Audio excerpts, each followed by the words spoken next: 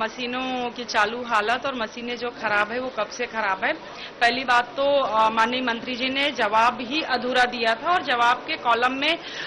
विभाग ने ये छोड़ दिया था कि मैंने वर्षवार जो खराब हुआ है उसके बारे में जानकारी मांगी थी, तो वो तो उन्होंने दिया नहीं था और आज ही उसका संशोधित उत्तर सदन में प्रवेश करने के बाद मुझे उपलब्ध कराया गया, जिसमें वर्षवार बिंदु को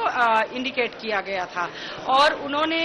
शुरुआत किया था विभाग अनुसार, तो पहला शुरुआत था एंकोलॉजी का, कैंसर का, और कैंसर के मशीनों की सारी जानकारी उसमें दी है, लेकिन एक जो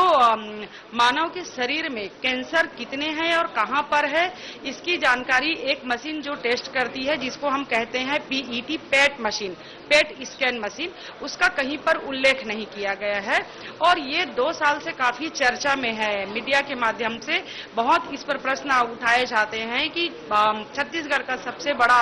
अस्पताल मेकाहारा,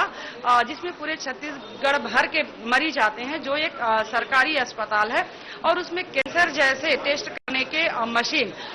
उसमें नहीं चालू है, लेकिन मशीनें वहां पर है। 9 साल पहले उस मशीन को भारतीय जनता पार्टी के कार्यकाल में खरीदा गया था, जो गलत तरीके से अनियमितता उसमें खरीदने में हुई थी, उसकी प्रशासकीय स्वीकृति नहीं मिली थी। 16 से 22 करोड़ की लागत में उस मशीन को खरीदा गया था, जो बंद हालत में है, आज भी उसको चालू नहीं किया गया है। और इसकी जानकारी मैंने माननीय मंत्री महोदय से मांगी, तो माननीय मंत्री महोदय और इसमें एक वरिष्ठ सदस्य अजय चंद्राकर जी, तत्कालीन उस समय स्वास्थ्य मंत्री हुआ करते थे, उन्होंने भी इस प्रश्न में कहा है कि 1.5 साल से मैं सदन में 2 बार इस प्रश्न को उठा चुका हूं कि जो मशीन बंद पड़ी है, सरकार चाहे किसी की भी रहे, उसको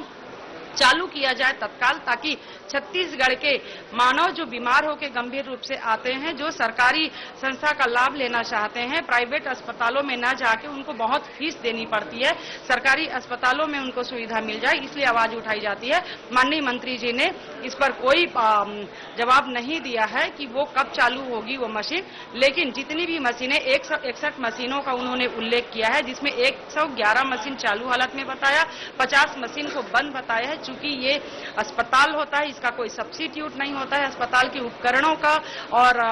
सरकारी अस्पताल की अगर ये हालत है तो हम तो यही कहेंगे सरकारी अस्पतालों में किसी भी मशीन को बिगड़े को सही नहीं कराना, या जो खराब है, जिसकी समय अवधि खत्म हो चुकी है, जिसका आयु समाप्त हो गया है, उसको अगर उसके जगह पे नई मशीन नहीं लगाना, ये सीधा सीधा एक सवाल खड़ा करता है कि उन्होंने प्राइवेट अस्पतालों को बढ़ावा दिया है ताकि मरीज प्राइवेट अस्पताल में जाए और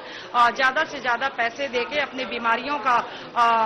स्कैन कराएं, अपने बीमारियों का इलाज कराएं। ये सरकारी अस्पताल को दरकिनार करके प्राइवेट संस्थाओं को फलने फूलने में सहयोग दे रहे हैं।